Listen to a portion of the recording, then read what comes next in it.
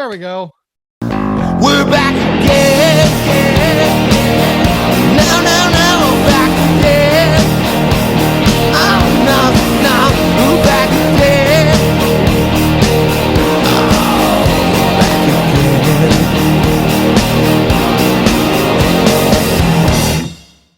Aha! Did it.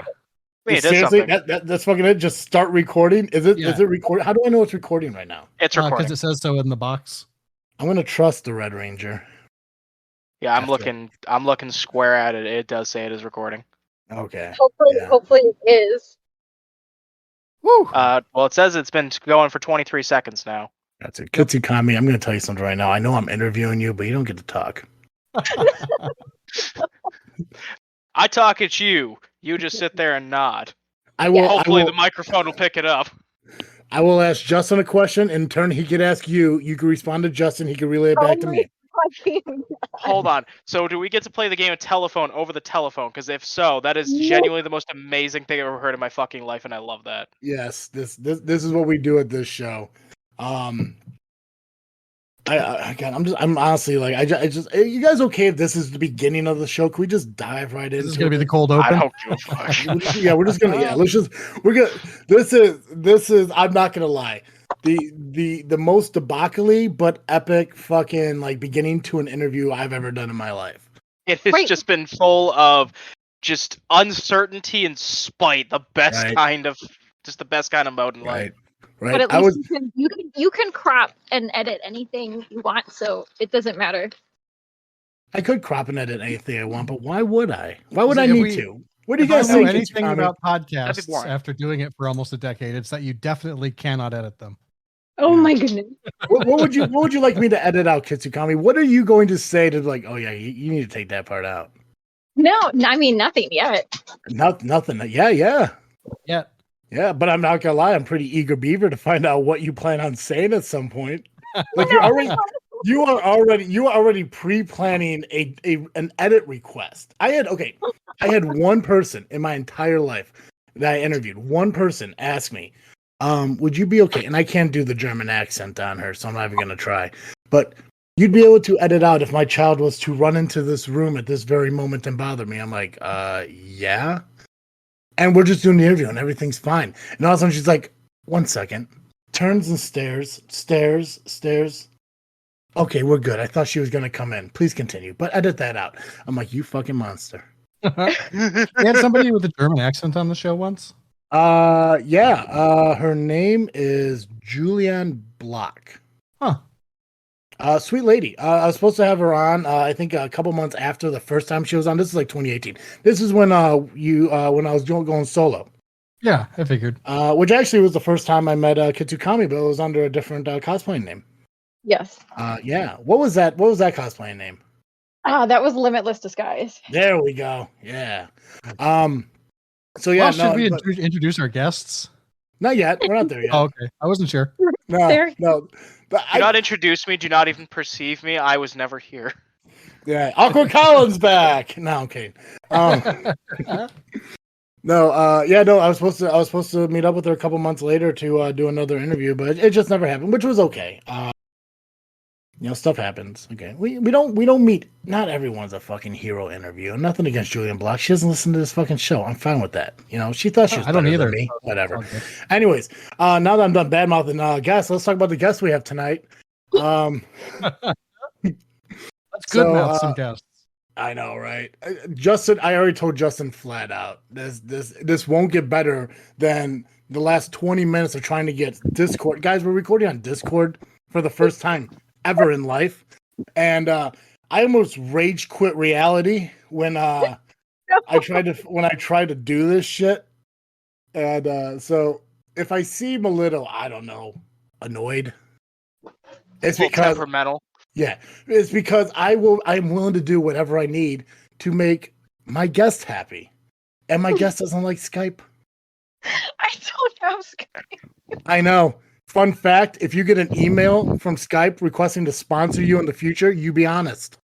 Wait, how did he interview you last time? I used to have Skype. I no longer. Oh, okay, Yeah. gotcha. I Hold get on. that. I get Yeah. that. Hold on a Yeah. split second. Who in the world is Skype sponsoring? I was unaware that Skype even had the amount of money that was required to sponsor somebody, let alone have more than 5 employees. You Fair know enough. who is not? You know who's not going to sponsor Kitsukami Okay. cosplay? Ah, right, that bitch. Yeah. So, anyways, goddamn. Yeah, no, Kitsukami. This is actually Kitsukami's third time on the podcast. We tried really hard to get you on during the Night Mage and Super Casey show, but unfortunately you weren't available. And I've been trying to get Oh My Sophie on here for 5 years now, and maybe one day. Yeah. Yeah, I'm not gonna lie. I literally, so I follow her on Twitch, and once in a while I'll pop into her Twitch like, OMG, you need to come on the show. And she's like, yeah, pal, that'll be awesome. I'm like, you ain't fucking showing up. Yeah, pal. You got to come to my Twitch and say that, and I'll be like, yeah, pal. I've said that to you. I swear to God, you guys. Well, Like, now she's here. you look at the comment, you're like, yeah, that sounds awesome. And you're like, who the fuck is freaking Travesty? You are. It's just been. It's been hard to schedule Yeah. things. Well, you're popular, and I get it. You can't look at every comment I put, but not okay. So Kitsukami's not the only person we have here. We actually have a newcomer to the show. So Justin Blake Weber. I know you go by your whole name, like a Robert Downey Jr. or the opposite of Cher. But do you want me to call you Justin Blake Weber? Do you want me to narrow it down to Justin Weber? Do you want to go by Blake JB? Frankly, you can refer to me as Your Highness for one. No, you could just call me Justin. You fucking majesty! I swear to God. I will. I'm gonna call you Weber now. You're not Weber. No, Justin. I as we mentioned as before, I invited Craig to this goddamn thing. Craig. I was explaining to you how I kind of want to do some research and learn about you, and the main focus we have you guys on tonight is your new Power Rangers. I don't know if you want to call it a movie. What is it exactly? I know it's a web movie. Is that what it's called? Short. I don't know what it's called. That's why. So it's kind of everything. So to better explain, Power Rangers Gem Paladins is the current project that we have out, but Gem Paladins is the first part of what I would like to call an anthology series. So Ooh.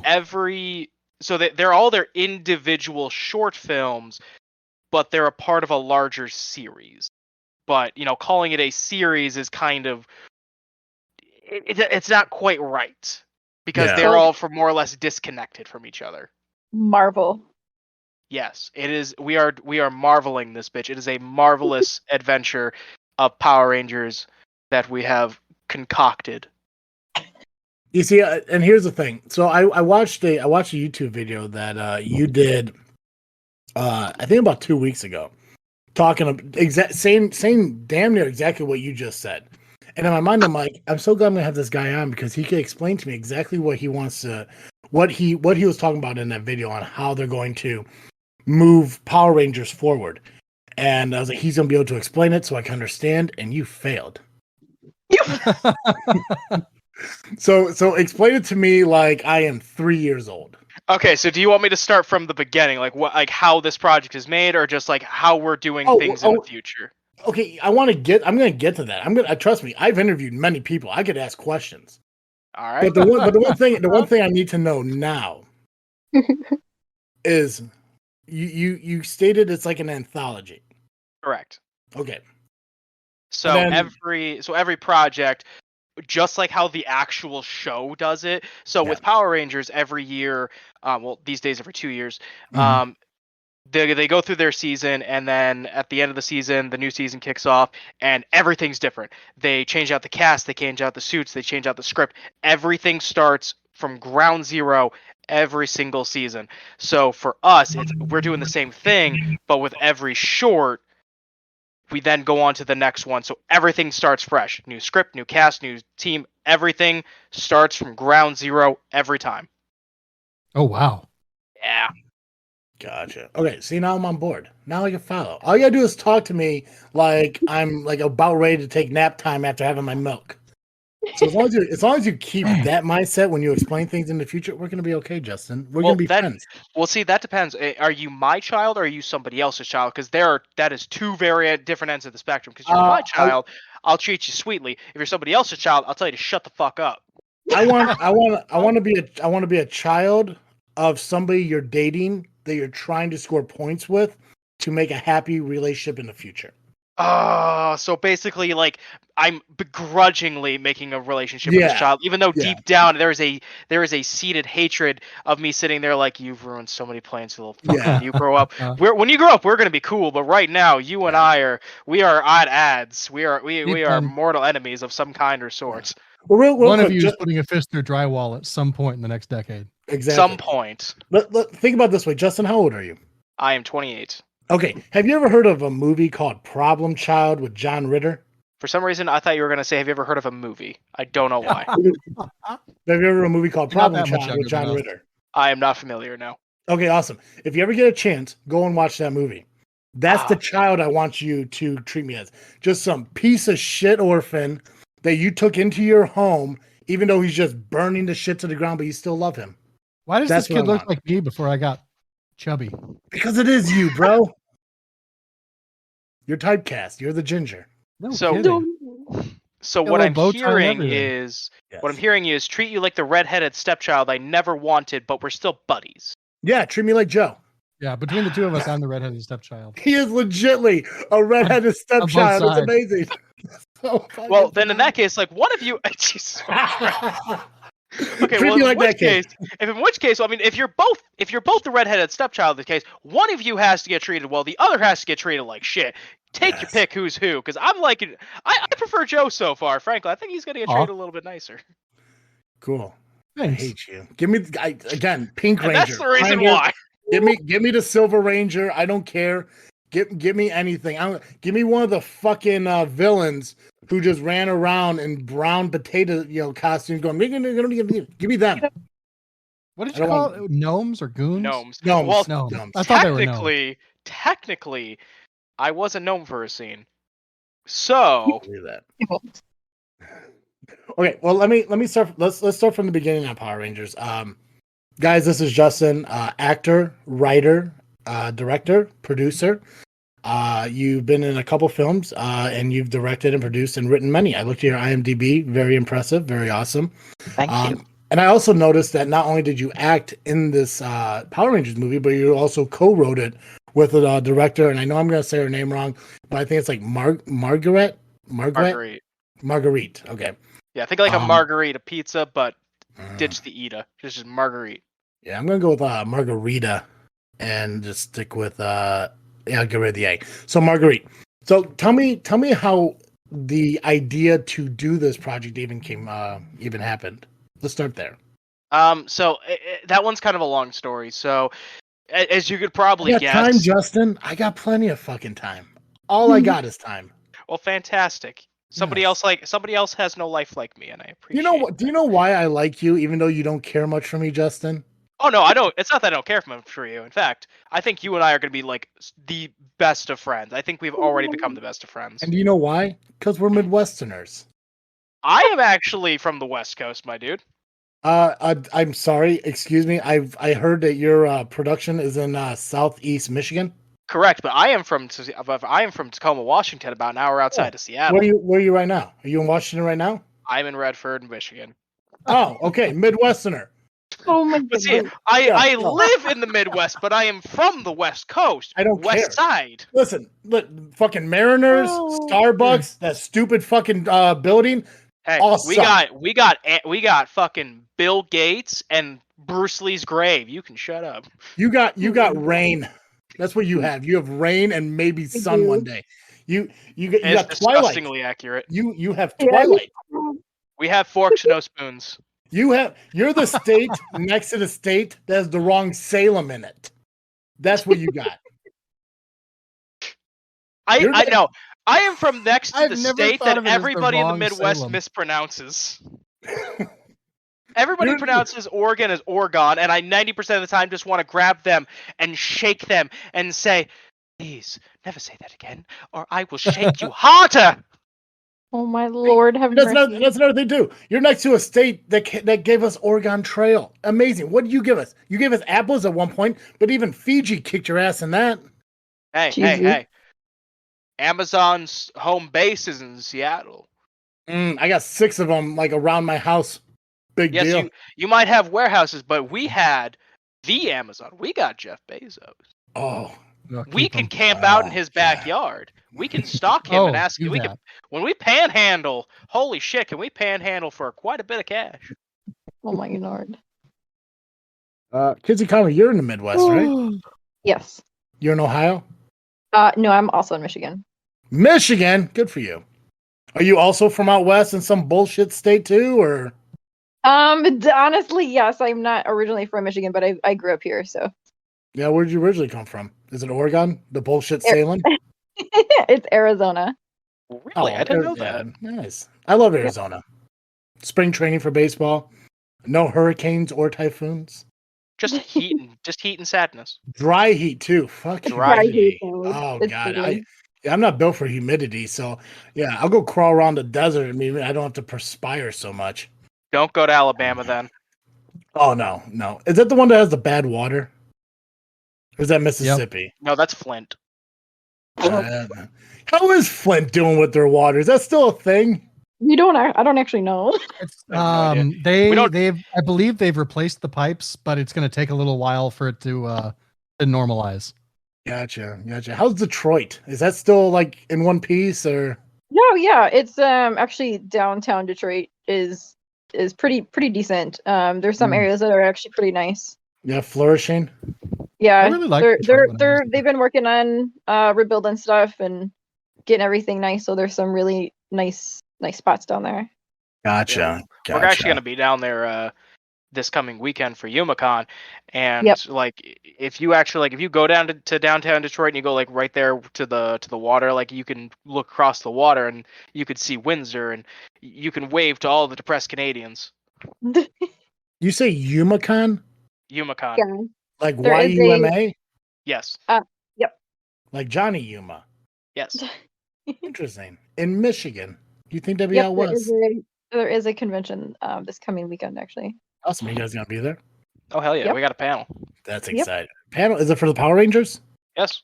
Cool. Let's get back to talking about that. Yeah. Anyway, long story short, I like you because you're in Michigan. I was happy. Wait, where are you guys from then? Chicago. Illinois. Actually, south of Chicago. I don't want to live in that bullshit city. People die there. Did you know that? I heard that once or twice. People die everywhere. Excuse me. I live in Peatone, and you know the last person that died? It was like a couple years ago, and I'm pretty sure that was because he didn't make his betting bills or whatever. But yeah, one person. I think one person just died in Chicago right as we speak. Not even of old age in Peatone. No, they usually move out of town. You know, they're like, you know what? Oh, that makes sense. Snow. Fuck it. We're gonna go to Florida. Yeah. No, here's my issue with Chicago. Chicago, lovely area in certain places. It's like any city. They have good places. They have bad places. Joe lived in suburbs of Chicago. I guess I would consider them suburbs of Chicago. Nice, quiet places. I love going to Chicago for a little while. What's up? I lived in Chicago proper for a little while. Did I visit there? Oh no. Okay. As long as I could go into Chicago and I don't know, not get a knife pointed at me by a homeless person, then I'm okay. Mm-hmm. But never gonna reminds me of Seattle. Yeah, I'll never fucking forget that. And it happened right there at Millennium Park too. And it was a nice fucking Millennium Park. Really? Yeah.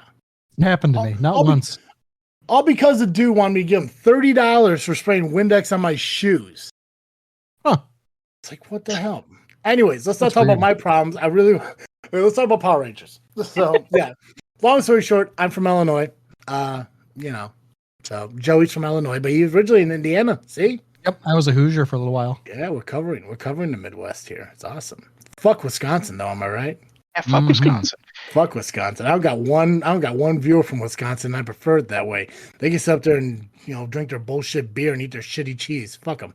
Well, our production designer's actually originally from Wisconsin. Currently lives in Michigan, but from Wisconsin. Oh, why aren't they on the show? Oh, fantastic question, because I was just told actors. I wasn't said, hey, grab the production designer. Hey, I said anybody, but I assumed that meant cast. If I had known anybody, I would have asked way more fucking people. Justin, so if it makes you feel better, I always bring people back on my show. So yeah. anyone from Power Rangers is more than welcome to come back on the show anything and else. talk. Fuck As yeah, long I'm gonna grab we the second AC who's there for one day and make sure he just goes for just attack him with the hardest questions you can think of. Absolutely. Here's an easy one though. Tell me about the fucking movie.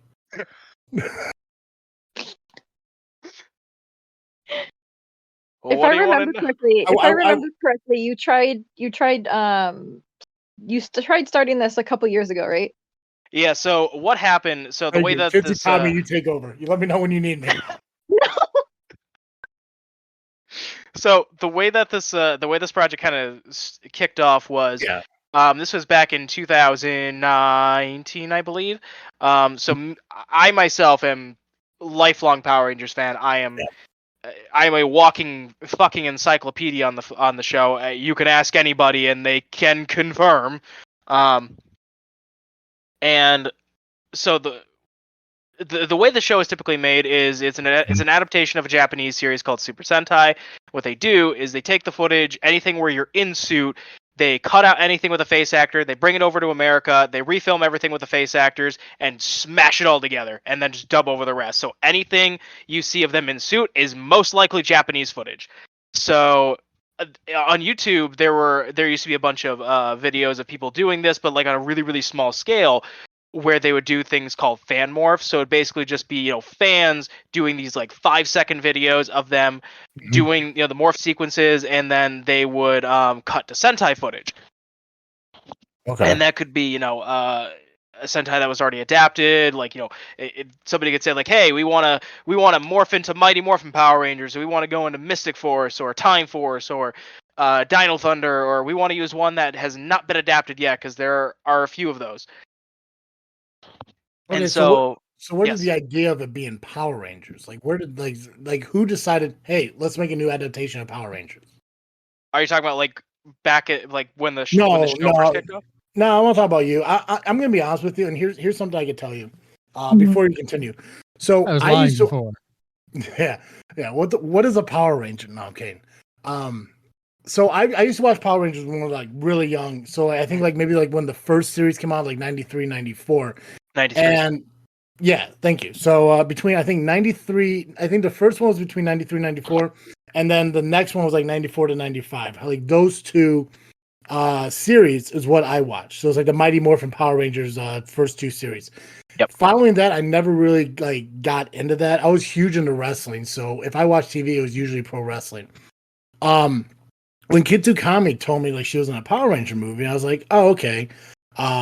In my mind, I'm thinking like it's like this new like flashy 2022 style. It was so weird like when I put your video on, and it literally brought me back to the fucking 90s.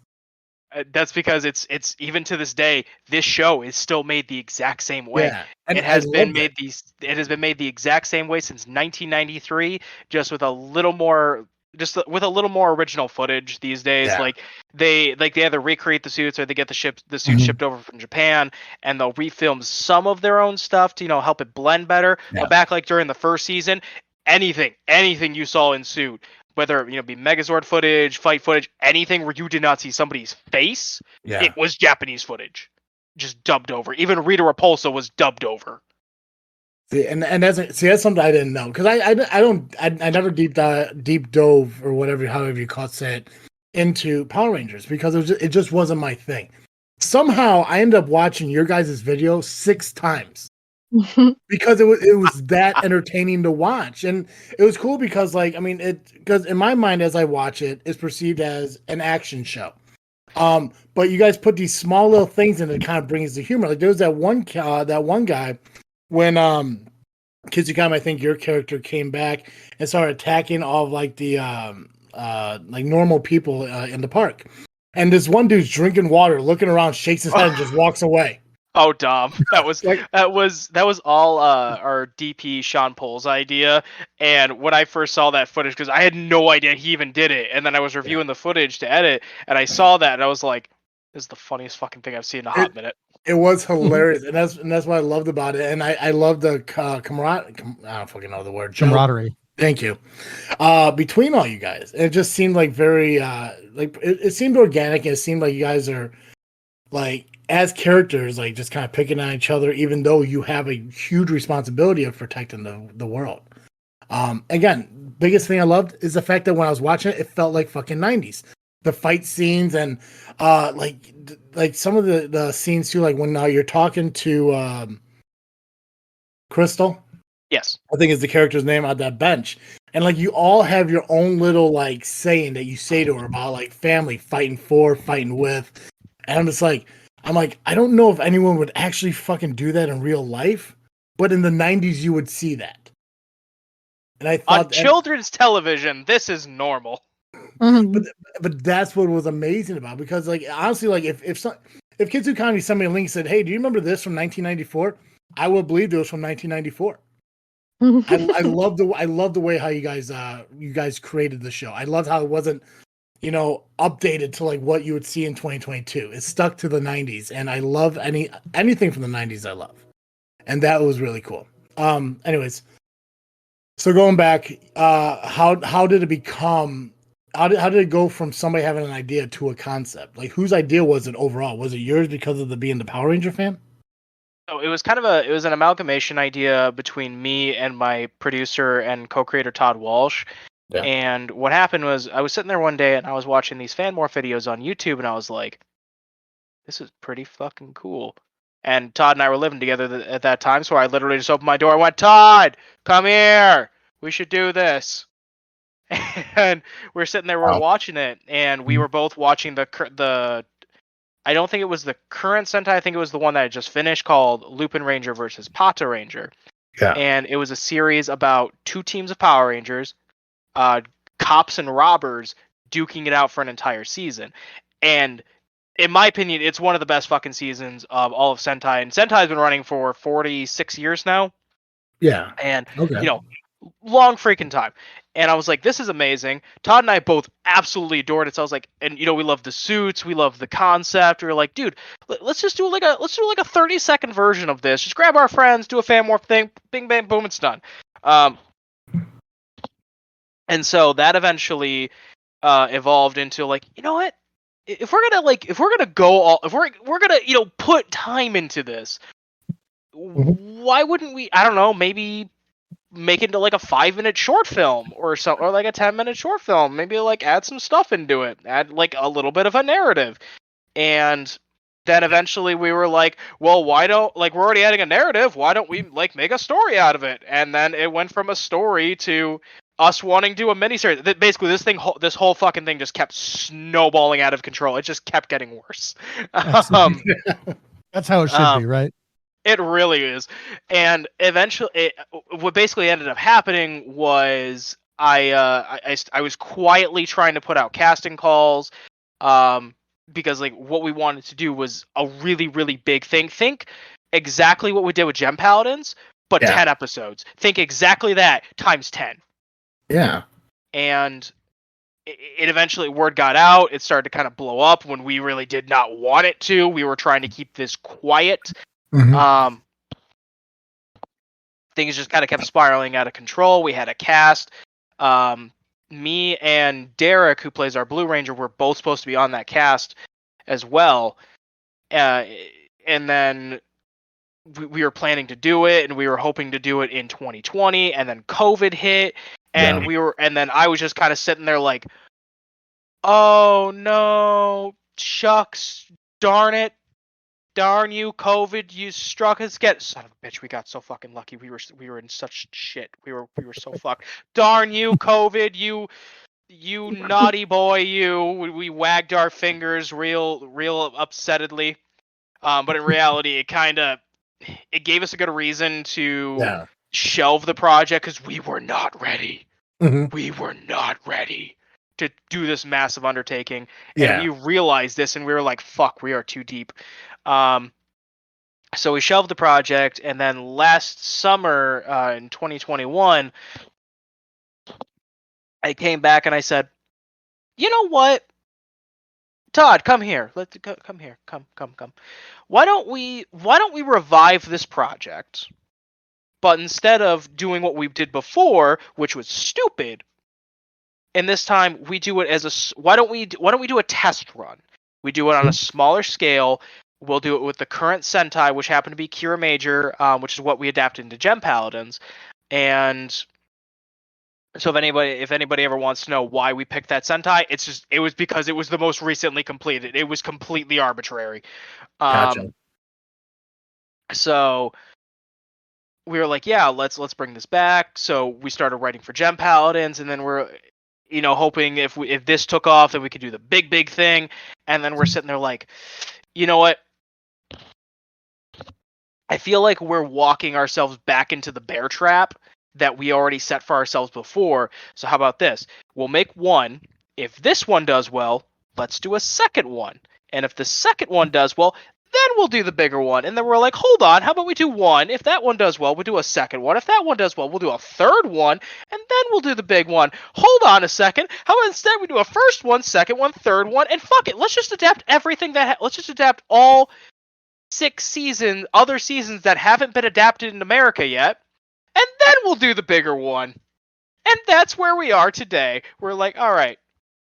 We planned out all our seasons, or like our short films, are what we're calling our parts. So we announced Gem Paladins last year on National Power Rangers Day. It went completely under the fucking radar. We finally got around to shooting it. We did it. We released it.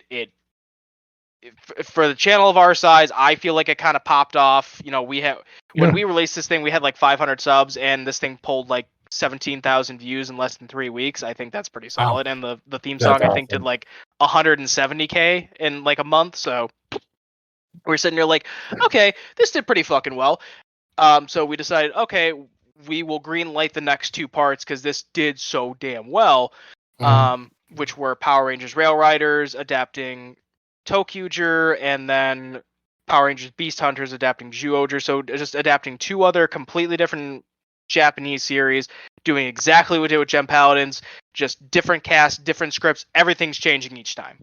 And basically, to make a very long story short, I saw a cool video, shit went to hell from there. Well, it's amazing. It's amazing how he did that and everything. And I mean, obviously, COVID sucked for a lot of people, but I mean, it gave you a break. And honestly, it gave me no break, my dude. I worked in the hospital. I was there. I was there from like ground zero. Oh, it was fucked. Well, a break on the Power Rangers. Yeah, kind of. Yeah. Okay. So with this kind of being your baby and getting it set up and everything, when in the timeline of this whole thing did because you're ZenithFilmsMedia. Yes. ZenithFilmsMedia. And you kind of collaborated with Stargazing Digital Media. Stargazer. My apologies. I'm not smart. I told you this. You could just roll. Not being smart and not being able to read are 2 different things. You could just rolled with it, Justin. You could have corrected it when you started your answer. How dare you? I'm going to Kitsukami. Forget you. You sit there for a minute. Sit in the corner. Kitsukami, where did you first hear about this project and how did you get involved in it? So, I've known Justin for a little while, and I've done previous film work before. I happened to see that he posted that it was like a casting call that he was looking for the specific villain that I became, which is Cynthia in the film. And I was like, man, I haven't filmed some stuff in a really long time. And I was like, well, you know what? Screw it. So I was like, hey, let me try out for this part. And I did. Gotcha.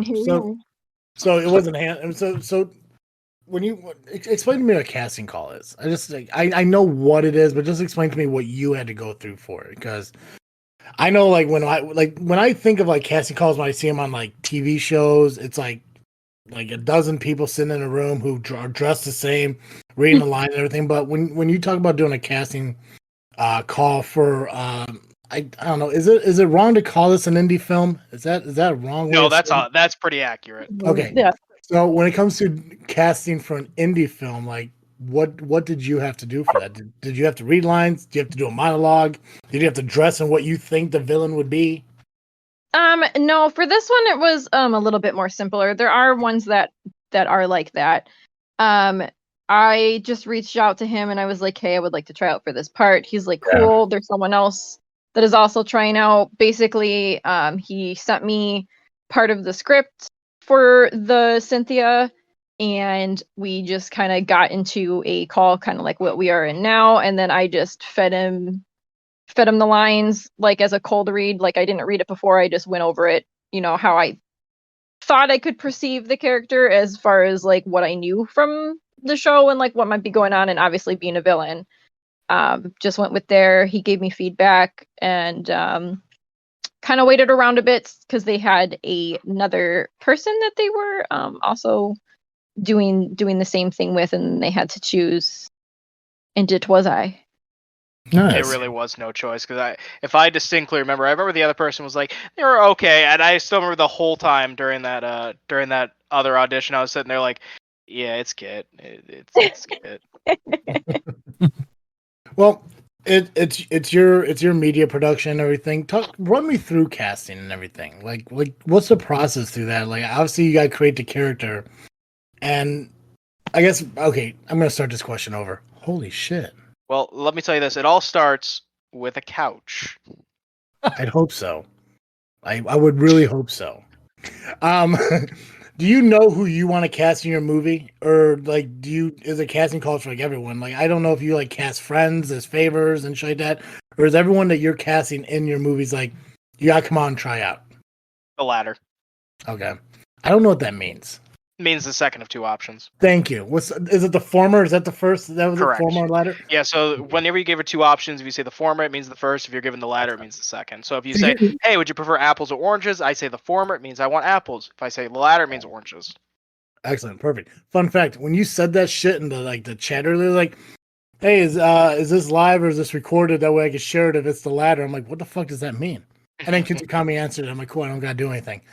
So cool, somebody came to my fucking rescue. Right? It's like sweet because I don't even know how to type. So okay. Tell me a little bit about the other people you casted because they all kind of seem like cool people. Obviously don't know them in real life.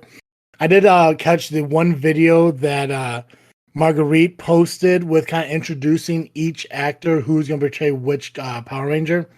So from those videos, they seem kind of bubbly and really cool and everything. But how is working with like a cast on a video? Because God, how do I want to word this? Joe, help me out here. What am I trying to say? Thanks, Joe. No problem. I was replaying it in my head, trying to decide what you were trying to say. There's nothing. I know exactly what I want to say. I'm gonna try. Justin, stay with me here for a minute. You are casting, acting. You're doing all this shit for this movie. Yes, I wore almost every hat besides director. Yeah. So is there like a point where like you like get stressed out and dealing with like so many different things? Because to me it seems like okay, you're writing a script on how people are supposed to do things, but you're also acting at the same time. But Marguerite's the director, and this is kind of your baby. So like where do you kind of like, okay, this is the line I have to stay at. I can't go this way. You gotta give Marguerite her, responsibility as a director, but at the same time you wrote it. This is your baby that you want to put out a perfect film because, like I said, you want it to go off. You want it to pop because you want the next one to get even bigger. So I want to get into that mindset because like I don't know if I had the capability to do so many different things in one. I mean, me and Joe, we go out and do vlogs in cemeteries and shit, but really that's just us standing in front of a camera, no scripts, no playing anything out, just walking around and shit. And even that, I'm just like, God, did I get the fucking camera? Did the glare get off of that? And then we came back and there was no fucking volume in any of it. Fucked it all up. But don't worry, it's still released. So, and that was just me doing that part, but you were doing like 10 times more in this fucking film.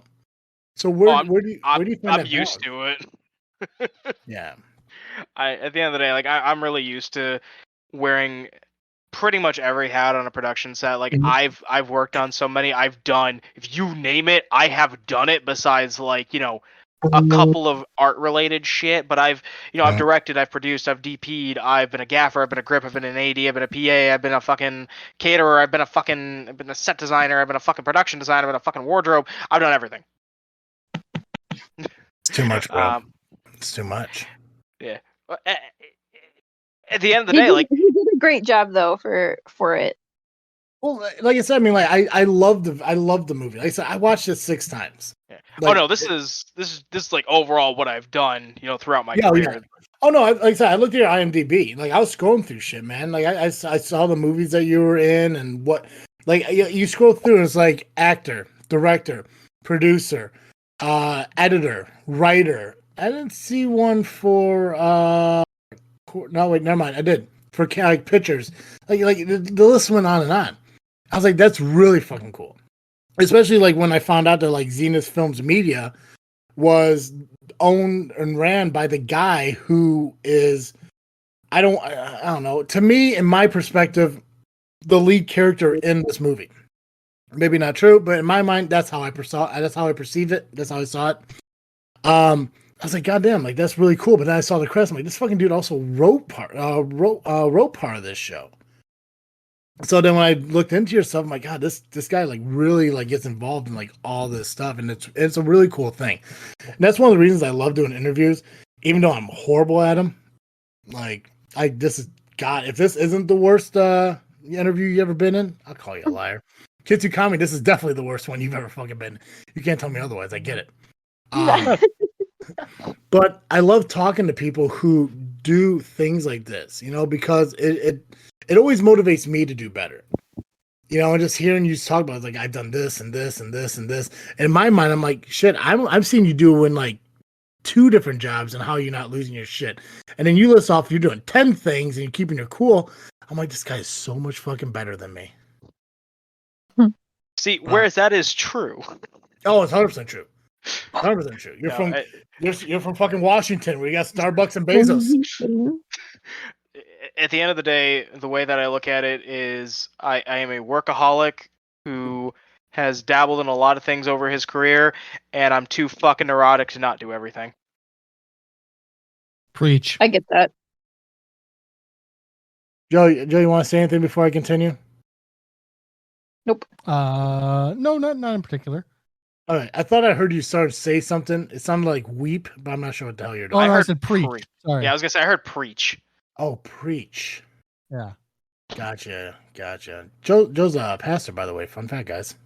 Really? I am. So every time, I'm also driven by neuroticism. Yeah. So every time you swear, his heart cries a little. Oh, my apologies. I will make sure to swear a little bit fucking more. Good Don't job, give Justin. a single shit. Good job, Red Ranger. All right, talk to me about the cast though. Talk to me about the people you're working with. Have you worked with this cast before? Are these on? Because you said that this cast that was in here is going to be replaced with the next Power Ranger, correct? Yeah. So when we go on to do here's a question. When is this going to be released? Because that is going to slightly alter the next words I say. Tomorrow morning. I will hold my tongue then. So There we go. Let me so say that. Let me ask you this, and then you could ask me to edit it out. I will do that for you. Okay. Okay. I watched a YouTube video of you announcing that the next set of Power Rangers is the Rail Riders. Yes. Okay. Is the idea for those Power Rangers to be consistent with the Power Rangers in this film? When you say consistent, are you talking about like the cast or the story? The characters. Like, is it Tommy and all that? Everybody's new. Everybody's brand new. Okay. So I'm getting replaced with Armand Garnett, who's going to be taking over the role as the Red Ranger. His character's name is Marcus. Derek's getting replaced by Ryan Cox playing Sanzoku. Barbara's getting replaced by Heather Riddle playing Charlie. Autumn is getting replaced by Zach Davis playing Gus the Green Ranger. And Gina is getting replaced by Jenna Marcy, who's playing Faye the Pink Ranger. And this is the part you're going to have to edit out because I don't want anybody fucking hearing this yet mostly just because I like to keep the mystery alive on like our social medias and shit. Are you talking about what you're about to say or what you just said? What I'm about to say. Oh, don't say it. Don't say it. Don't say it. Don't say it. Your question was answered, and you're satisfied, Travis? Yeah. Okay. Here's the thing. I'm willing to edit it out if it means that the question I asked couldn't be answered. But if you're gonna answer something that I didn't ask, then it's better just not to say it. Well, it kind of goes hand in hand. Don't say it. If you want to say it, you can say it when we're done recording. That's fine. I'll do that. Right. Right. That's You sound like you're bursting at the seams. Yeah, sounds like a spoiler, fellas. Kinda is. Always leave them wanting more. Yeah, but then after the Rail Riders are done, then we're gonna go on to replace them with the next cast. Red's gonna be taken over by Anthony Womack, blue by Danny Parker, yellow by Josh Gidley, green by Mark Cooper, pink in this case now it's gonna be white. I'm not gonna say who. That's also a spoiler. The Sixth Ranger, again, that's another one that we're kind of keeping close to our chest.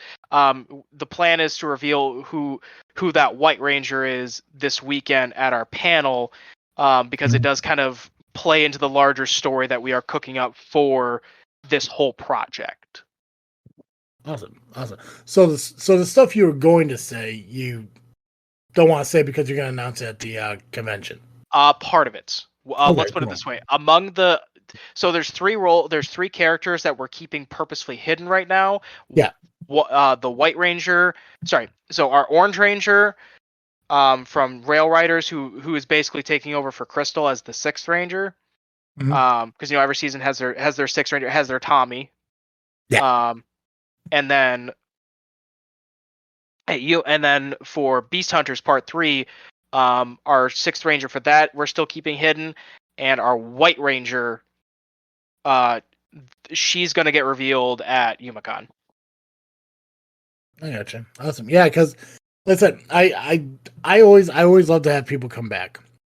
So anything that you want to share, anything you wish you could share right now that you can't, we'll plan for you to share that next time you come back on. Because I would love to have you on. Like I said, any characters, anybody who's involved in your media who puts these movies together and gets them out there.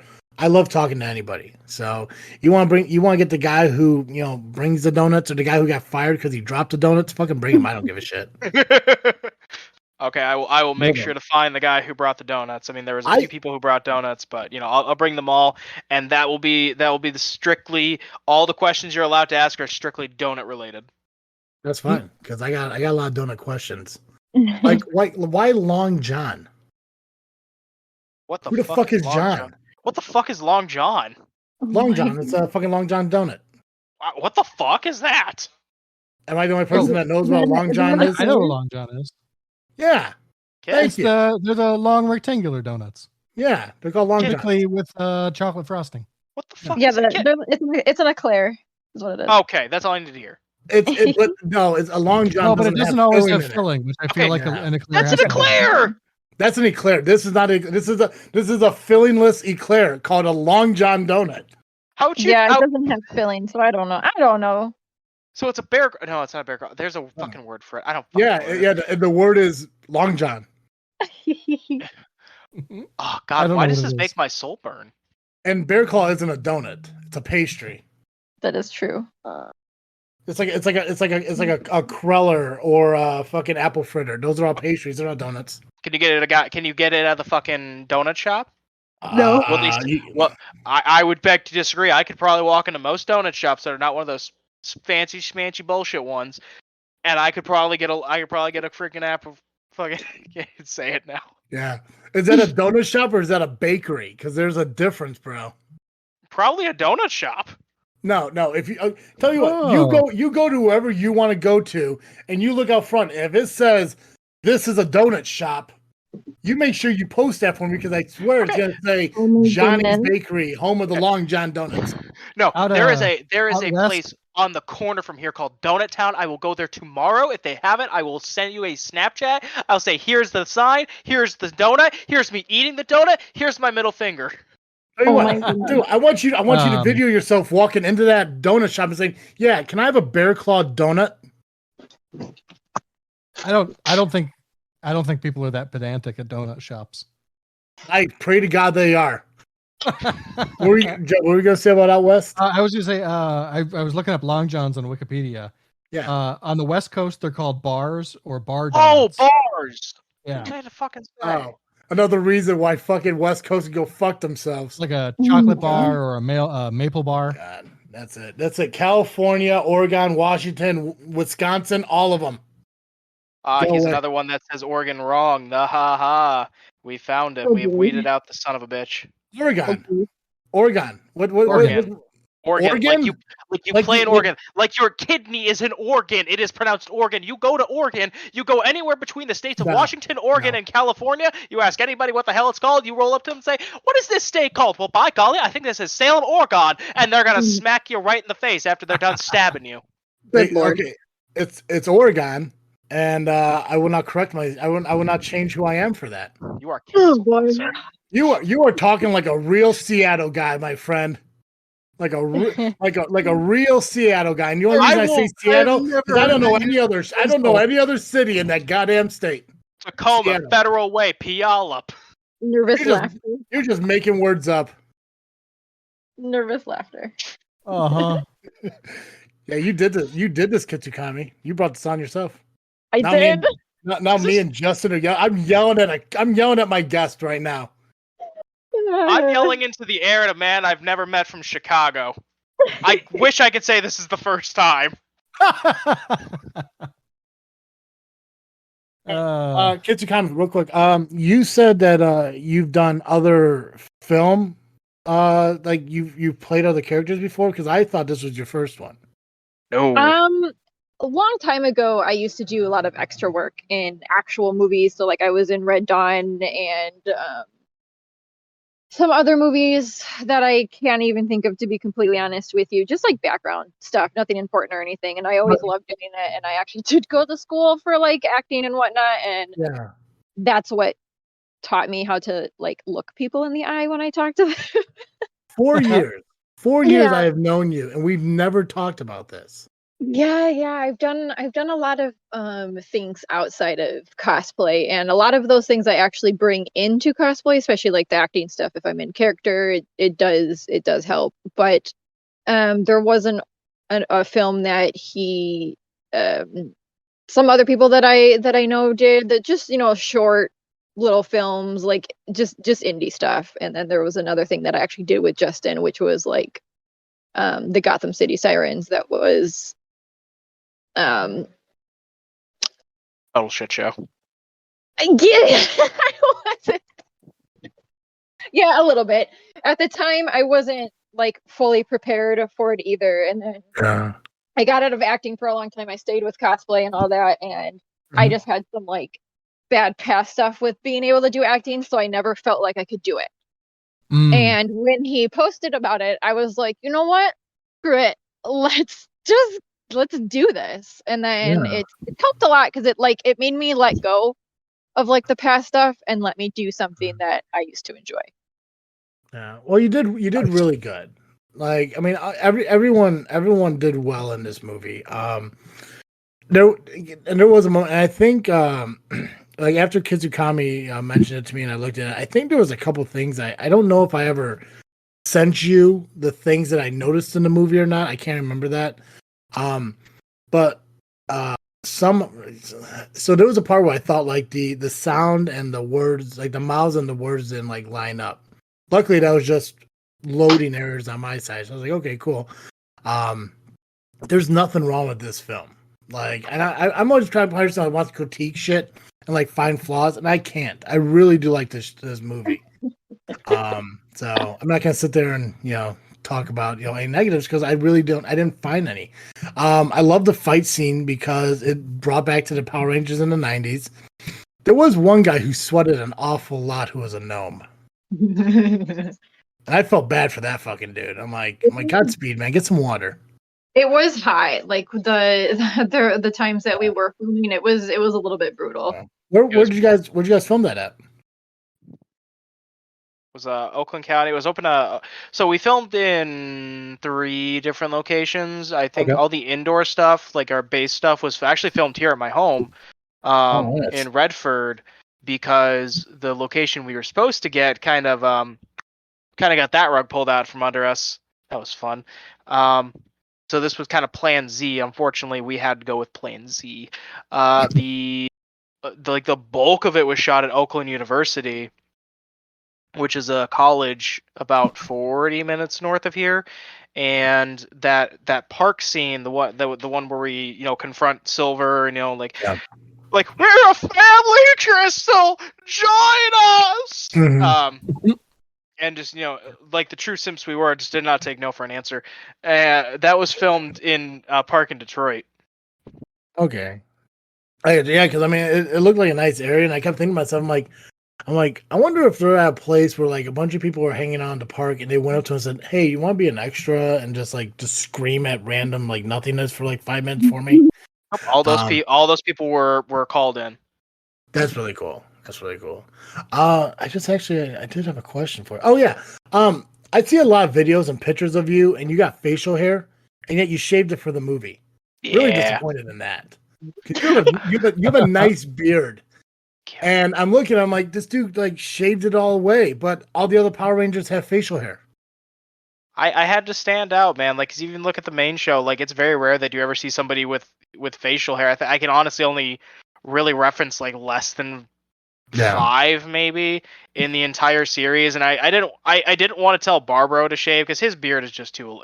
You look at that thing and you're like, he's been growing that for a minute. I'm not telling that motherfucker to shave shit.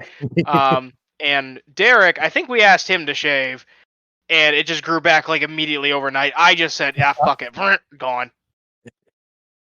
Oh, that's awesome. Talk to me about the bracelets. Where'd you guys get those? Where you guys make those, or where'd they come from? Bracelets. The wristbands, the morphers. Okay, morphers. Okay. So as I said before, the series that we're adapting, it's a Japanese series called Kira Major, and just like Power Rangers, they like to sell a lot of toys over there. So those are the toys from the Japanese series. I just ordered like 6 of them. Gotcha. And the costumes came from. Are you talking about like the actual Ranger suits? Yeah, the actual Ranger suits. Yeah. The actual Ranger suits, that was all Japanese footage, my friend. We were never in those suits. Wait, what? That's awesome. I heard you talking about that earlier, and I thought that I didn't understand. I didn't make the connection that you had done the same type of thing. That's fantastic. We did it the exact same way as the show is done. See, okay. I thought you were just referencing that's what they did then. No, that's what we did. It has makes gone. Perfect sense because I don't know many campuses with like shipping yards. Okay. We tried finding one. It just didn't work out. that was Plan J. J for Justin. Okay. Now I'm finally. That's actually fucking. It makes it even so much fucking better now. That's fucking incredible that you because it's you're showing respect to like the last 28 years, 29 years, 30, whatever. So it's 30 next year. 30 next year. Yeah, 29. I was right. God damn it, Justin. Technically, the 29th anniversary was this past August. The gnome suits are those were made, and we did have people in those. Yeah, so every time you saw us fighting the gnomes, like when we weren't in suit, the gnome suits, we actually did build those. Those were all made by our art director Joey Rubino. So basically he took some morph suits, some brown morph suits. He got the printings that you saw on the chest. He just slapped them on there. He made those masks, and then we just threw black gloves so everyone wear black shoes and show up ready to fucking punch us. Nice. Holy shit! Now I'm trying to fucking wrap my head around shit. So, so Kitsukami, when you put the fucking mask on and changed, that wasn't you. No, so Hell's bells. The scythe and the mask that you see, I made that. I made it specifically so that it would match the Sentai footage. That's right. I wasn't going to at first just because I was pressed for time in between doing other things like conventions and whatnot. And then Justin showed me what he was trying to make, and I was like, never mind, I'm going to do it. It was so bad. I was trying to make it myself, and it was just not going well.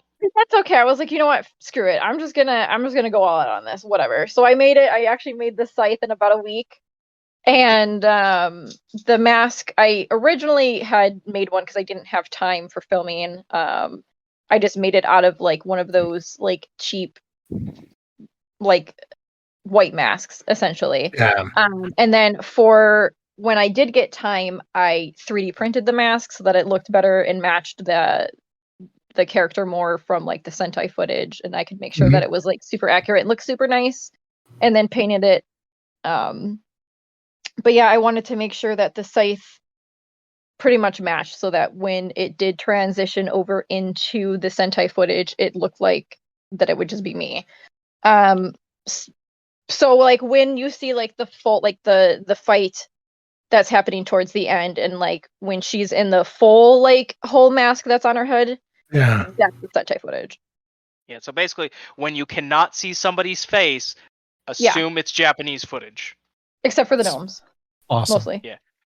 That's really cool. Whenever the gnomes were around us, we were always around them out of suit, and then of course like when they're around us in suit, that again is Japanese footage. Yeah. We just again recreated those suits one for one. Gotcha. Wow, holy shit. Okay, cool. That's fucking incredible. Because honestly, awesome. Tell me about the fight scenes then. Do you guys have coordinators? It's like, hey, just go throw fists at each other, but don't make contact. So we had a couple people that were working on the stunt team. I was one of them.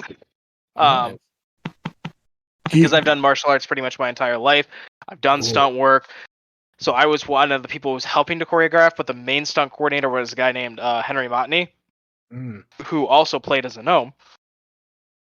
You should have asked me. I used to go to pro wrestling school. I know how to do shit.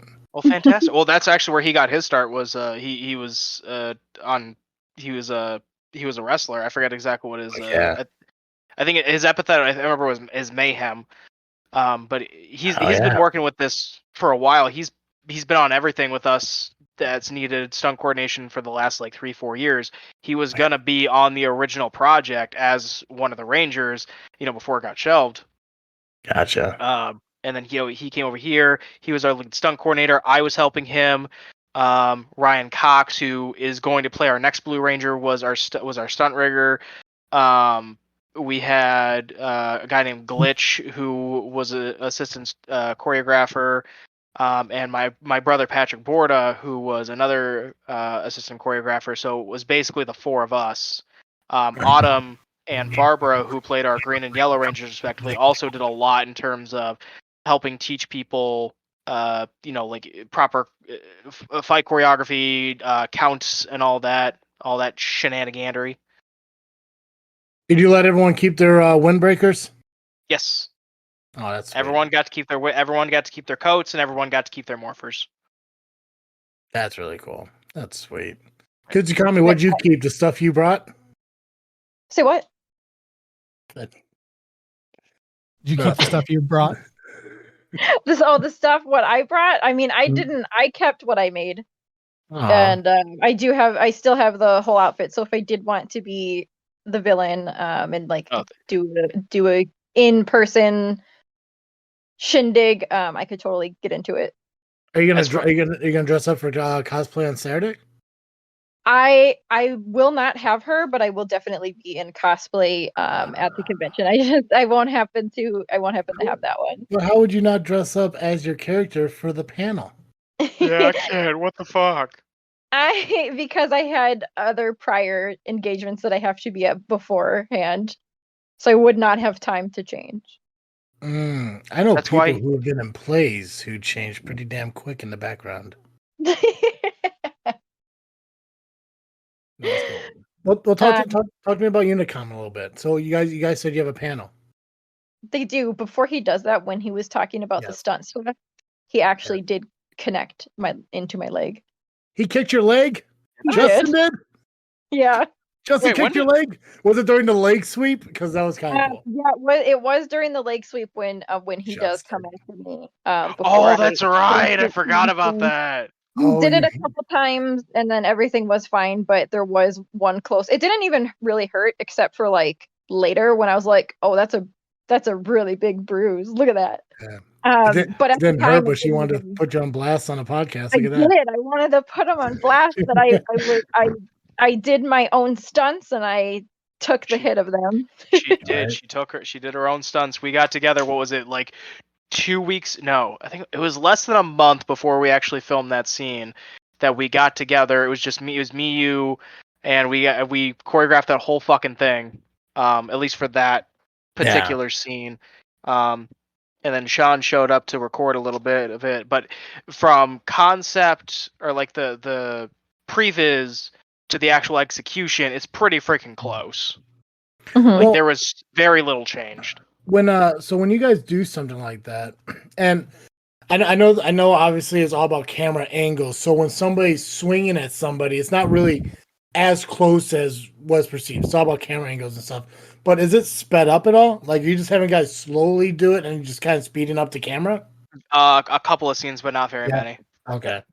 But most of those scenes, that was our actual speed. But we trained from October of last year until like the week before filming. We were training for months for this project. Gotcha. And me and Barbaro, so me and Yellow, are the only two that actually walked in with actual martial arts experience. Blue walked in. He does stuff with a lightsaber dueling group, so he came in with swordplay experience. Green was a cheerleader. Pink and Silver were dancers. So I took all of their skills and I personally trained them in how to be martial artists. And I spent that entire almost year training them all up personally and teaching them. Yeah, which he did great because I came in late, so I had like a month to learn everything. Oh, not even that. We only had one session together? No, 2 sessions. Yeah, Kitsukami had one job: get her leg out of the way, and you failed. I did. It was all great. It was a lot of fun. It was hot being in all black, but you know what? Yeah. It was a good time. Yeah, wig or dyed hair? What'd you do? Nope, that's my hair. That's my actual hair. What it looks like right now. Oh, really? So it's just like, you know what? This looks good enough. This is villainous. Yeah, well, the original character, she does have dark hair. Yeah. So I was like, well, this is dark enough. And I just threw it up in a ponytail and I'm like, all right, let's go. Nice. Another quick question, and I kind of want to talk a little bit about the panel. Is there like a particular year this is taking place? Modern. Okay. Yeah. So Rock'em Sock'em Robots. So there's actually a story behind that. Oh no. So this was so in the original script it was just supposed to be chess, and then Marguerite reasonably pointed out, Justin, this is kind of pretentious, man. Like whenever you have the two relatively smartest characters in a story, like they're always playing chess. This is fucking stupid. And we're like, fuck, okay, what do we change it to? And we're like, hold on, we have Rock'em Sock'em Robots in the closet. And they're like, why the fuck do you have Rock'em Sock'em Robots? And I looked at him and said, there's a funny story behind that. And me and Todd were doing a show years ago called Movie Roulette, and it was basically a show where we would go to the theater and we'd play some kind of game, any kind of game. It could be us flipping a coin or going up and asking the person at the box office or anything we wanted to, and whatever that game was would dictate whatever movie we saw that week. So we would take all the movies that came out that week. So if it was 5 movies, we'd have to find a game where we could pick between these 5 movies. And one week it was Red Sparrow and Death Wish, with starring Jennifer Lawrence and Bruce Willis respectively. And this is on YouTube, by the way. And what we decided to do was we got Rock'em Sock'em Robots, and we treated it like a big boxing match, and we filmed it like it was one, and we printed a picture of Jennifer Lawrence's face and put it on the red one. And she was Jennifer the Red Sparrow Lawrence, and we put a picture of Bruce Willis's face and put it on the blue one and called it Bruce Deathwish Willis.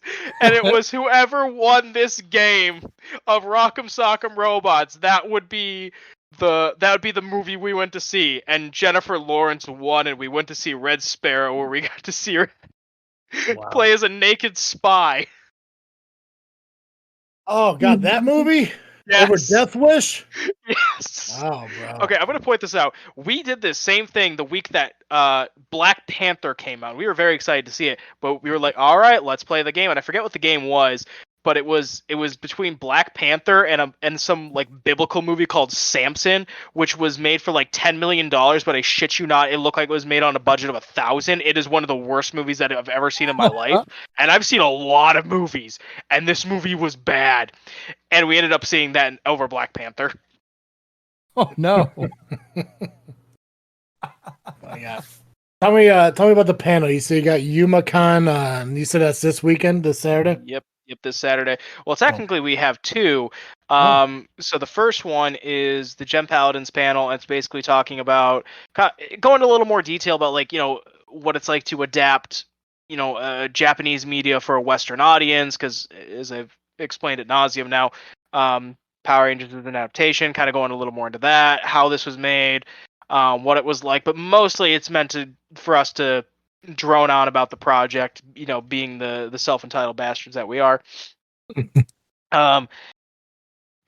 Meet fans, because like I said, this project has kind of popped off a little bit, especially for the relative to our size. It has done, in my opinion, very fucking well. Of course, there's plenty of bigger channels out there that do much better numbers, but relative to our size, like I said, I think we did fucking phenomenal. Coming in with no fucking audience base and pulling again like 20,000 views in only 3 weeks, I think is pretty solid. Yeah, that's well. insane. I know I watched it 6 times. Joey watched it at least once, so I know you got more than 7. So I mean, come on now. And I had to watch it at least 3,000 of those times to help fuck with the algorithm a little bit. You just put it. You just turn it on a loop on your phone and go to bed. No, I put it on my computer, man. I put it on multiple computers, so that way it's only doing it 1,500 times each. I mean, you can't let the algorithm catch on; it'll shadow ban you. So, gotta set up some VPNs. But yeah, so it's that's the ultimate goal. Talk about the project, meet fans, do all this shit. We're bringing prints. We're gonna be handing them out for free. As for marketing purposes. We're going to be talking about the future projects with Rail Riders and Beast Hunters. We're going to be announcing casts. We're going to be doing all kinds of fun shit.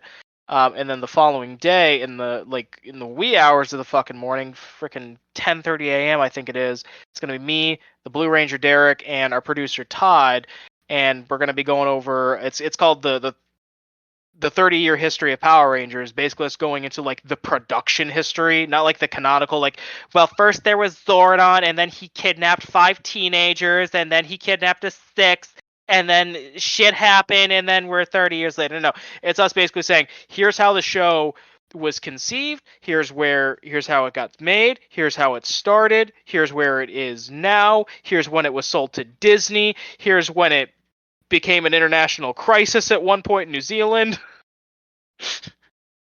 Whole fucking all kinds of shit. Just going into the weird minutia of like the behind the scenes of the fucking show, and that's our Sunday panel.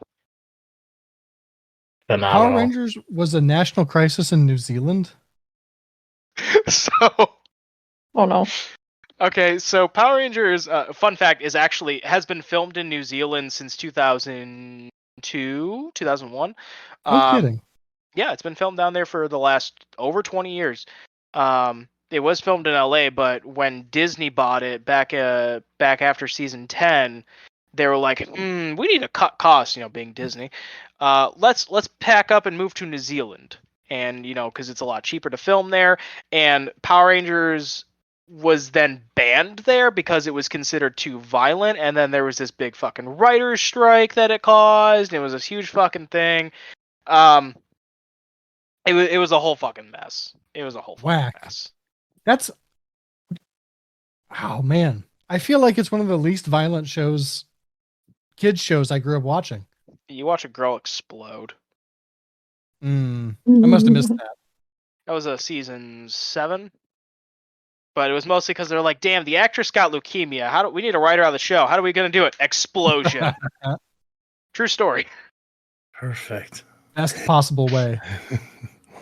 Hey, when you first had the idea to do this Power Rangers, was there any kind of pressure on the fact that you're you're producing like a very iconic,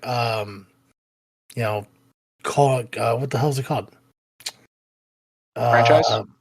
But it's like pop, kind of like a pop culture thing. It's like, I mean, like, because it's, you say yourself, you're a huge fan of Power Rangers. I think everyone's heard of what the Power Rangers are.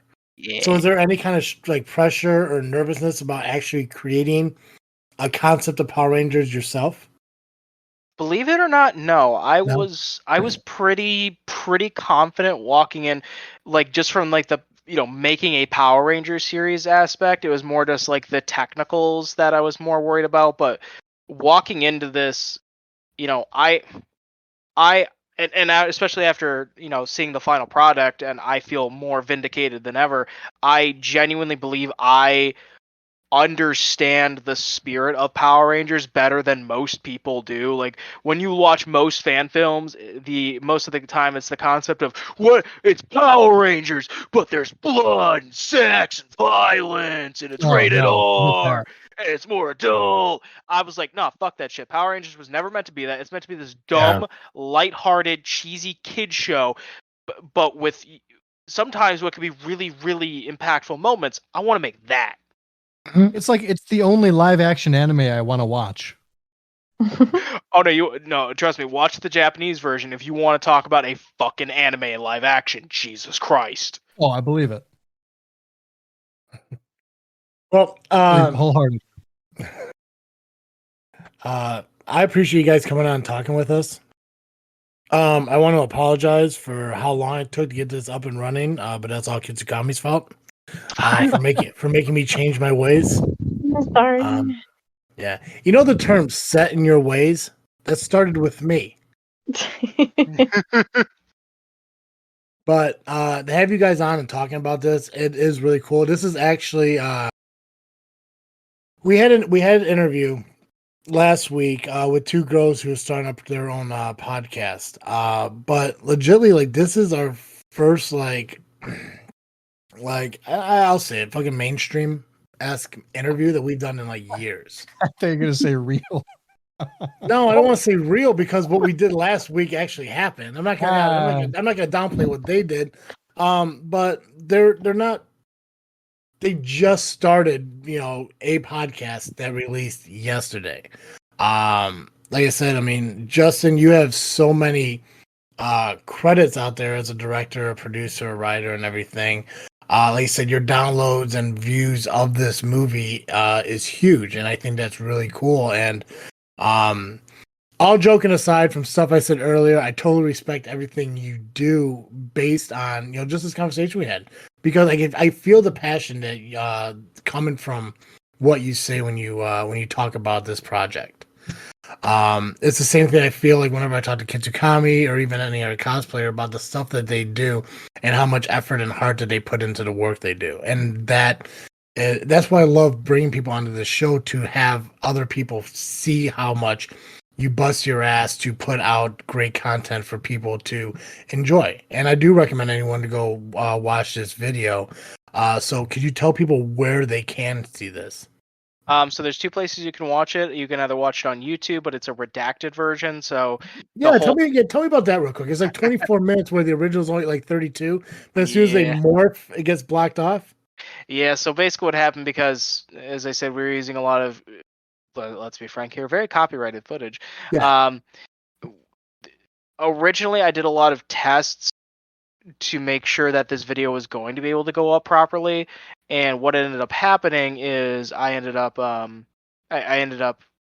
making the decision. I was just going to remove this very specific chunk, and it was going to start here. It was going to suddenly cut to black. There was going to be a little card, kind of like how you saw, like saying, "Hey, yeah, so fuck YouTube, watch the full thing here." Okay, back to the show, and then it was going to cut back in. And then I uploaded it, the day we were supposed to upload it. The day we uploaded it, originally it was supposed to come out the day before, and YouTube was basically like, "Nah, we have now decided that we actually don't like this footage either." I'm like, "You fucking bastards!" So I kept having to fuck with it and edit it, and I was like, you know what? At this point, I'm just going to take the last 10 minutes, snip it, And the rest is just going to go on our website, which is ZenithFilmsMedia.com. So if you want to watch the first like 20 something minutes, it is on our YouTube channel. If you want to watch the entire version, it's on our website.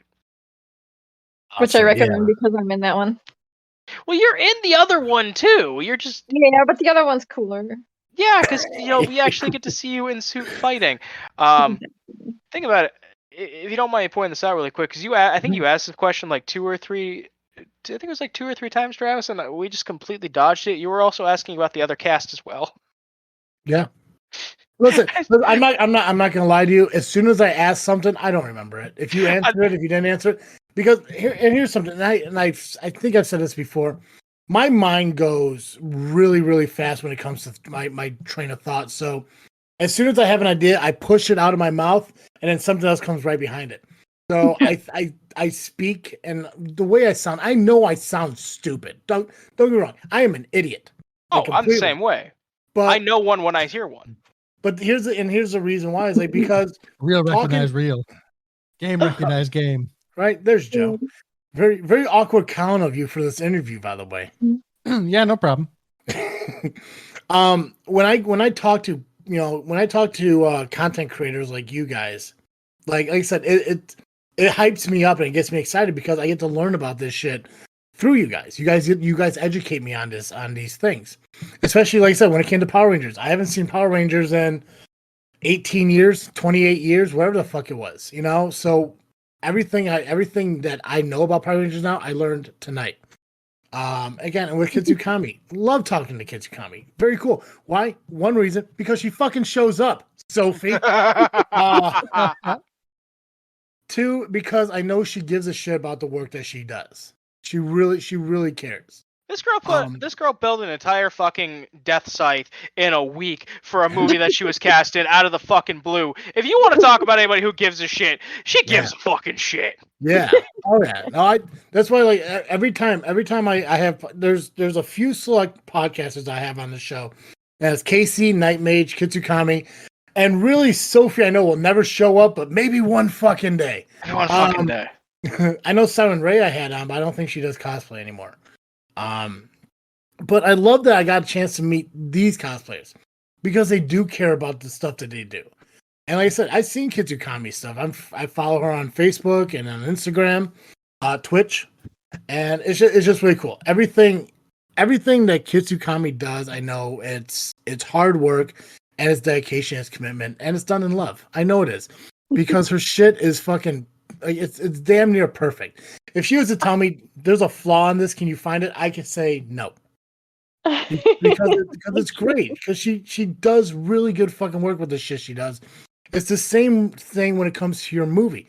If somebody who doesn't know the 90s, somebody who was born 2005, and they watch this movie like, wow, they could have put it in HD or they could have worked on the effects but they're missing out on what the 90s was because they didn't grow up in that era.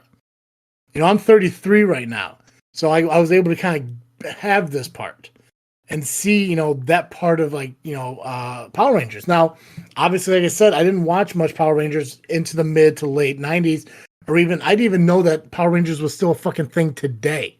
Yep. I did not know. I just thought this is pretty cool. This guy created, he created his own form of Power Rangers based on what was happening in the 90s. But you educated me on the fact that they're still doing it. I had to look online to find information.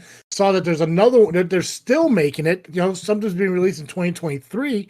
I was like, that makes it even fucking better because you're merging into it. I think that's really cool. Anyways, you said I asked a question that you never answered. Yeah, it was in regards to the cast. You were asking you were asking about more about the cast. Like what specifically did you want to know? Well, why the fuck aren't they here? That's the one thing I want to know. Okay, well I can go down that list pretty quickly. Where the hell is it? Okay, so Yellow's in training, Blue's at work, Green hates interviews, Pink's I don't know what the hell is going on with Pink right now, and Silver has tonsillitis. Wait, what? Green hates interviews? Oh, hates them. So on our we did a promo day. I want to say it was like the tail end of August. Yeah, and just like getting together, doing a professional photo shoot, some interviews and all that. And I had no idea about this because we were all supposed to sit down and do one-on-one Q, like just kind of like just those talking head Q&A things. And I was trying to get Autumn Green to do it, and she's just sitting there like, dude, I fucking hate that kind of shit. And I was like, oh, I had no idea. Otherwise, I wouldn't have asked you. Holy shit. Okay, wow. But you showed up, Justin, and that's what I appreciate about you. Yes. And I learned so much. I honestly thought you were just an actor who was cast for a movie. I had no idea that you owned the media, that you wrote it, that you choreographed it.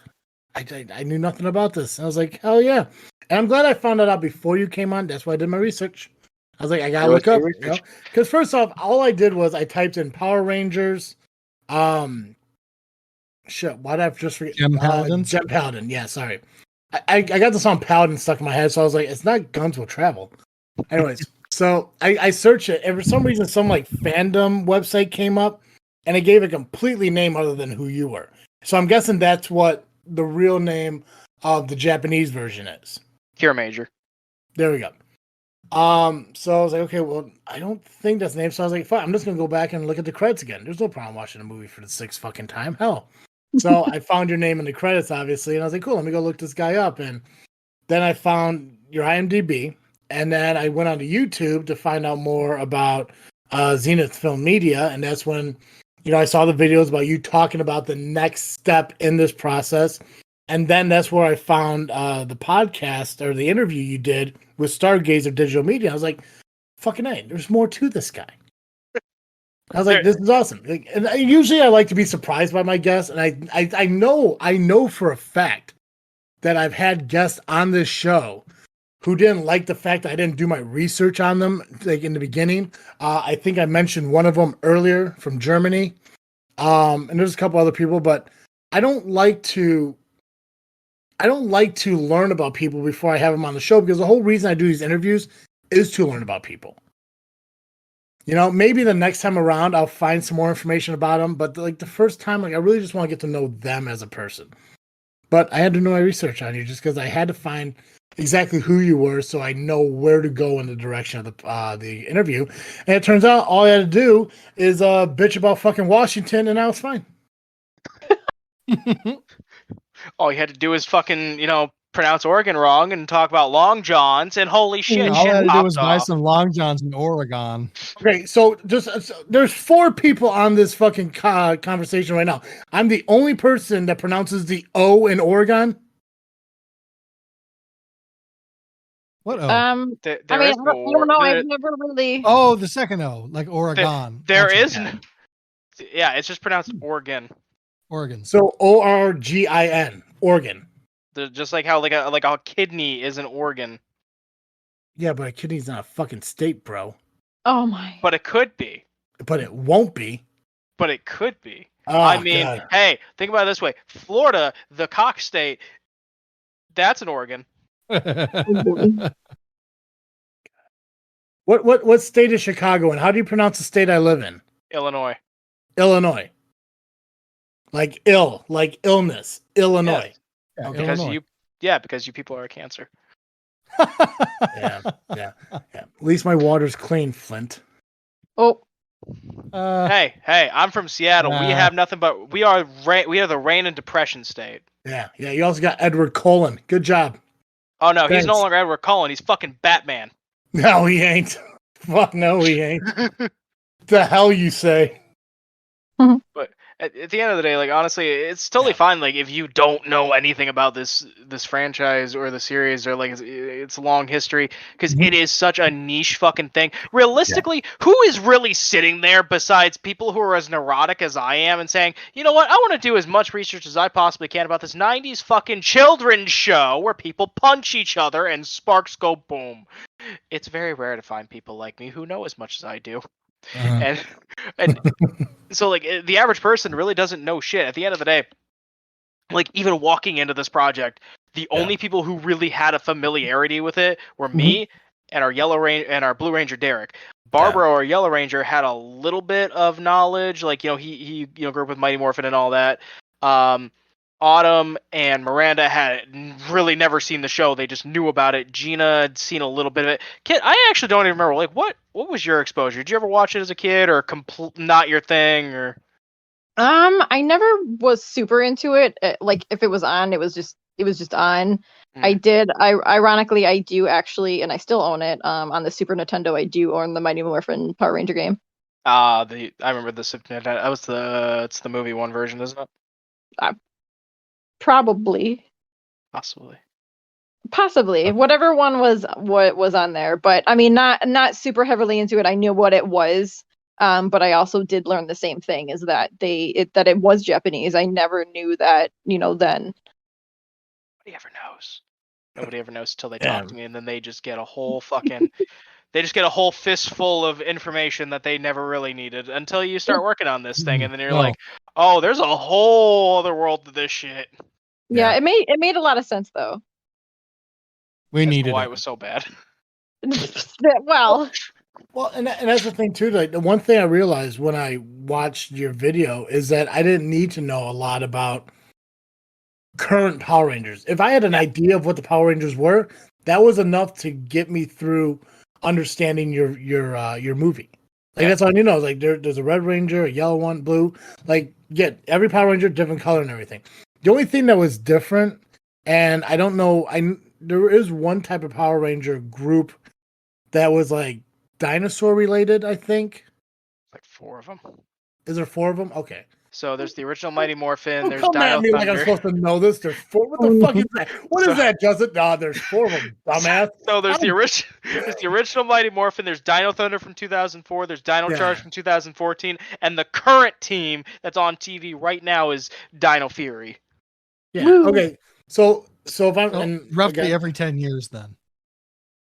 Gotcha. The last dinosaur one was actually like 6 years ago.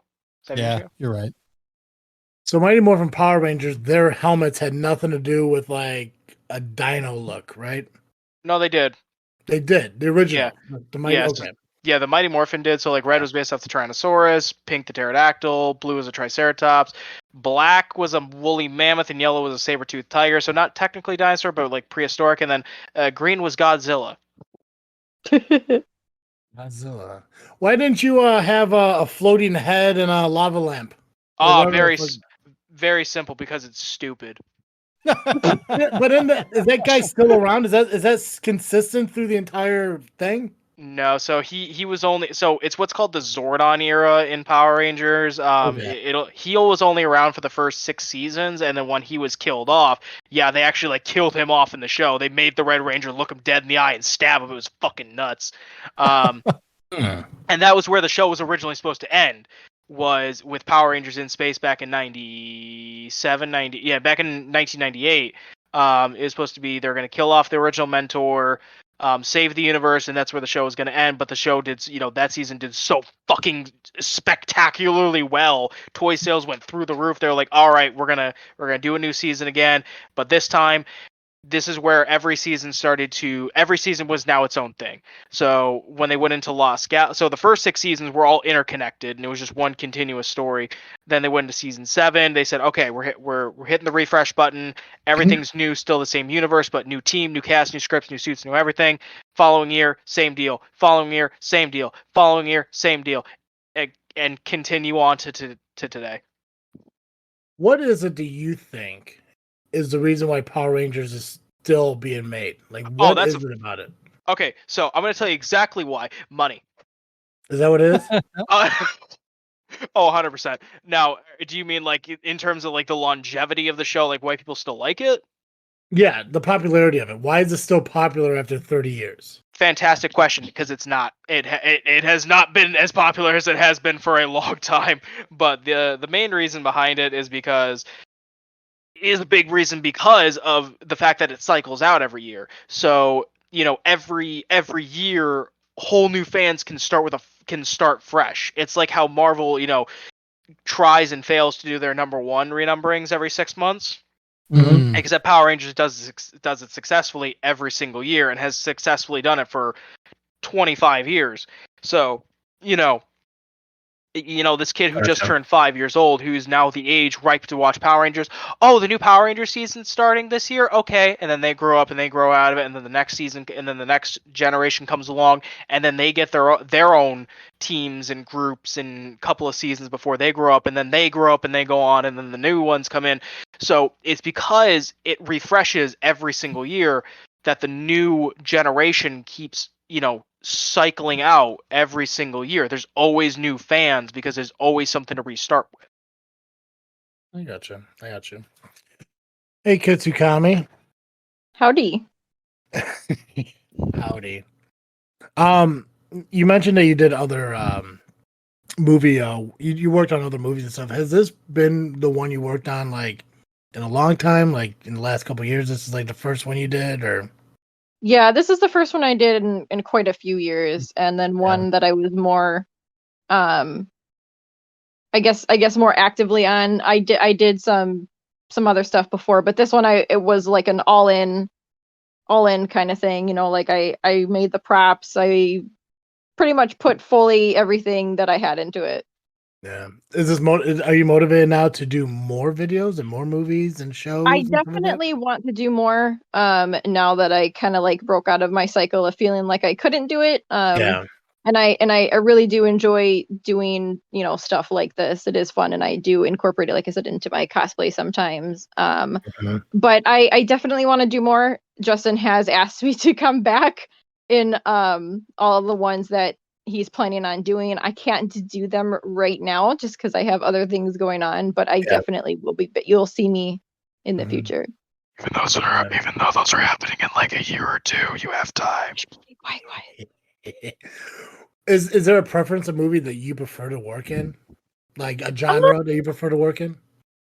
I don't know exactly. Usually, I always try to stay with something that I know that I probably am better at. Like as far as like villains go, I'm probably better at doing that versus a character that's like super happy bubbly or something like that. Even with my cosplays, I normally stick to a character that's like badass or a villain or so if movie proposals come your way, you want to focus more on like the ones that you could cosplay for, like dress up for, or like if somebody said like, hey, I got this awesome idea for a movie where you're going to be part of a main cast who's like in a horror movie, you're part of the main like group of people getting away from like a killer, like that wouldn't interest you, or would you be open-minded to that?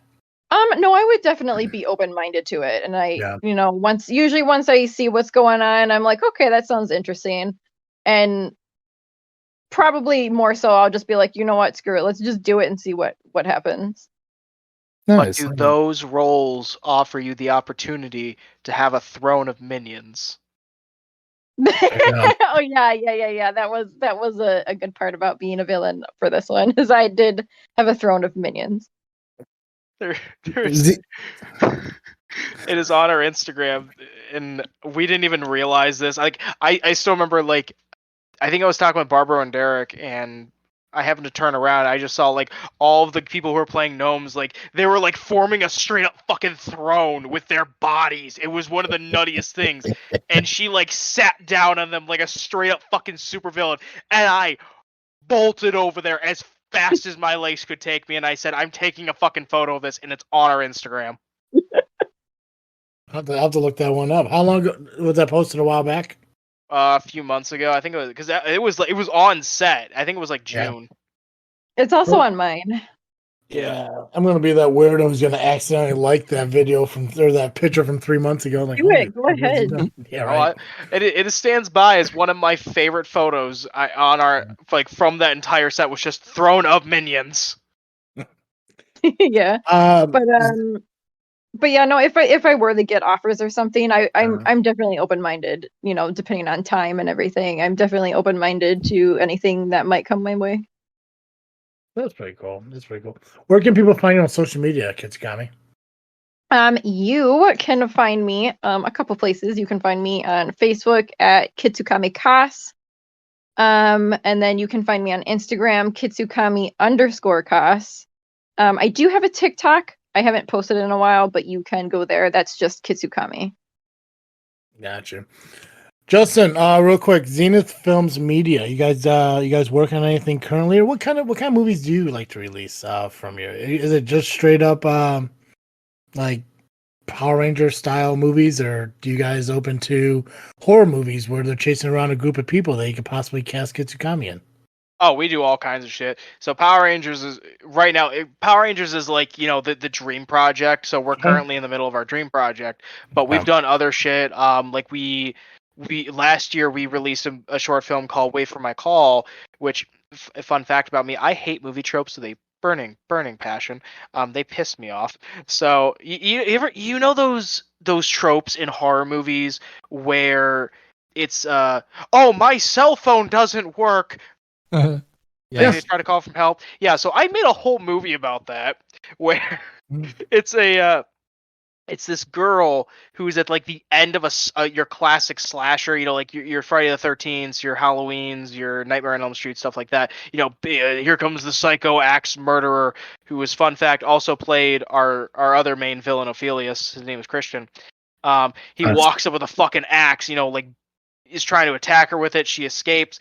And she runs off and she pulls out her phone and it's cracked and she's like, oh no, and there's no signal? Fuck, I'm going to call my friend. I hope it... Oh, went through. Oh, okay, went through, no problem. All right, okay, cool. Hey, friend, come help me. Oh, shit. Okay, call other friend to come help. I will be there in a few minutes. Okay, cool. Click, herring, bring. Other friend. Oh no, it went to voicemail. Oh no, it's just him being an asshole. Other friend, come save me. Okay, bet. So...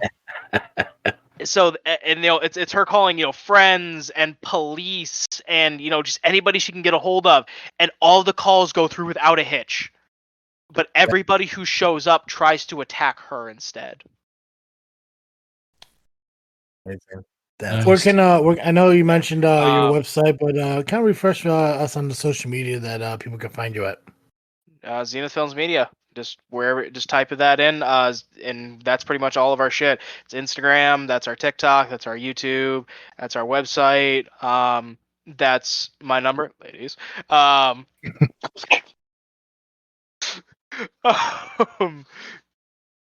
just look up Zenith Films Media. We're pretty much all over the place. I usually tell people look for the hot pink Z.